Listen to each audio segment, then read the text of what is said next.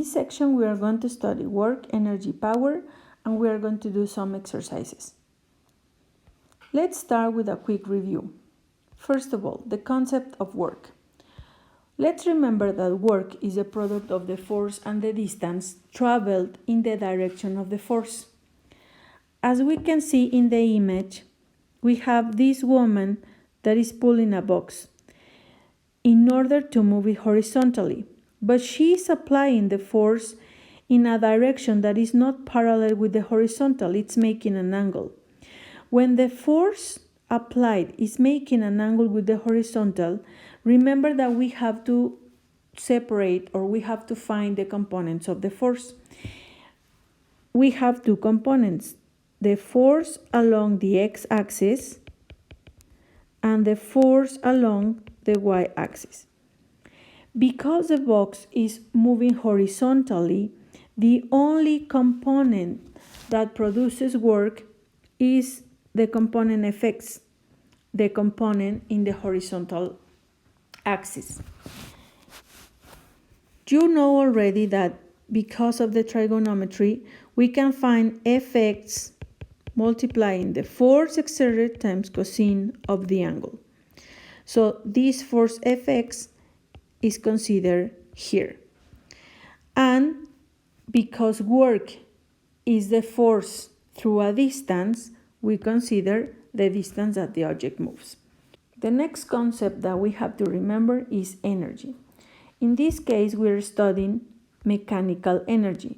Remember that energy is the ability to do work, and the mechanical energy is divided into potential energy and kinetic energy. The potential energy is the energy that a system has as a result of its state. It means because its position. To calculate potential energy, we have to multiply mass times the acceleration due to gravity times height. And there is another kind of potential energy, which is called the elastic potential energy, and this is related to springs.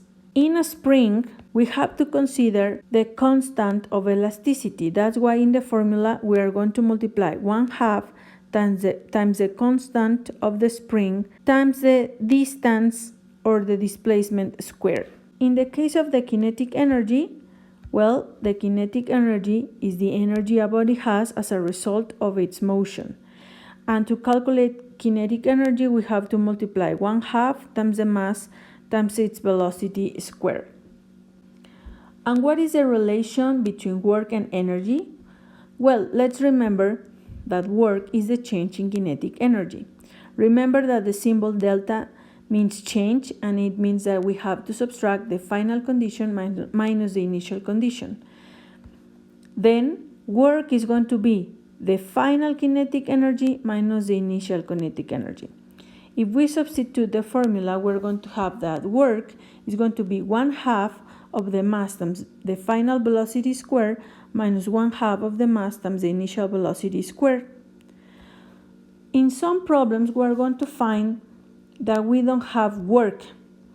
So we have to calculate work, and we have to remember that work equals force times displacement. So we simply have to change this W for force and displacement and remain with the rest of the equation. Now, how can we calculate work from a graph? First of all, the graph has to have the following characteristics.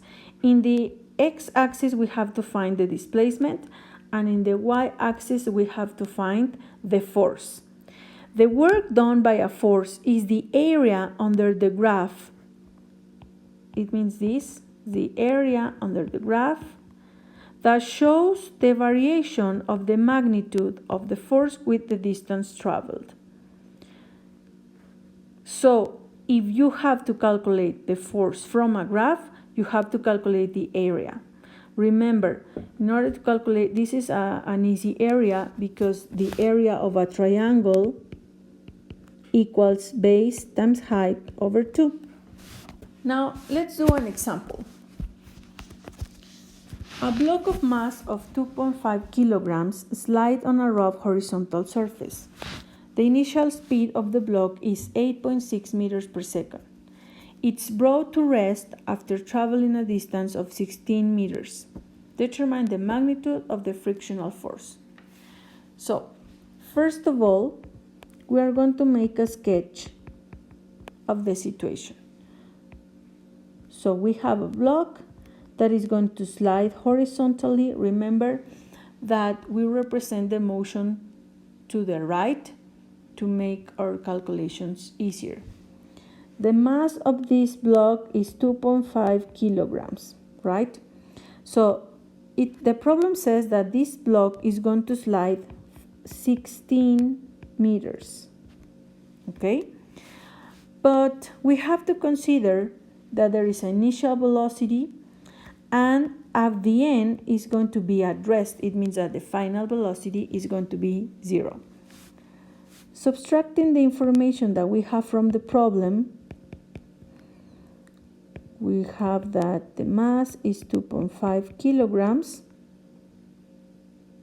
that the initial velocity is 8.6 meters per second. The final velocity is going to be 0 meters per second because it is going to be at rest at the end. And the distance it traveled is going to be 16 meters. And we have to find the frictional force. There are different ways to solve this problem. In this moment, we are going to use the relation work equals the change in the kinetic energy. Okay? So we don't have the work in the data that the problem provides. So this means that we have to calculate it. And we said that work is force times distance.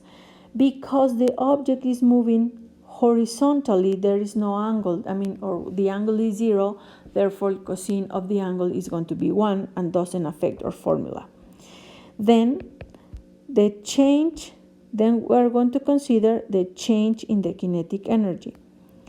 Remember, the change in the kinetic energy is going to be final kinetic energy minus initial kinetic energy. So final kinetic energy is 1/2 of the mass times the final velocity squared minus the initial kinetic energy, which is 1/2 of the mass times initial velocity squared. Now, we know that the final velocity is 0. If we substitute 0 here in the final velocity, all this term is going to be 0. So before making any calculations, we are going to simplify our formula. Then we're going to have that force times distance equals minus 1/2 of the mass times the initial velocity squared.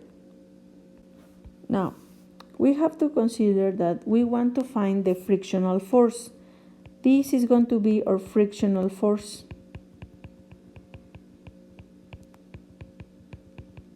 So force is what we want to find.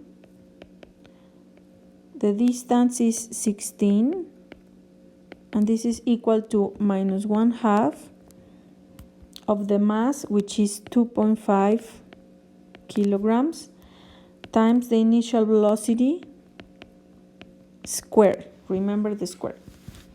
Now,